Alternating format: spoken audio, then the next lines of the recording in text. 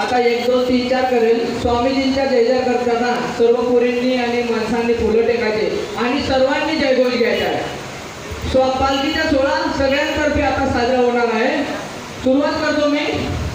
1 2 3 4 स्वामीजींच्या जय जयकार.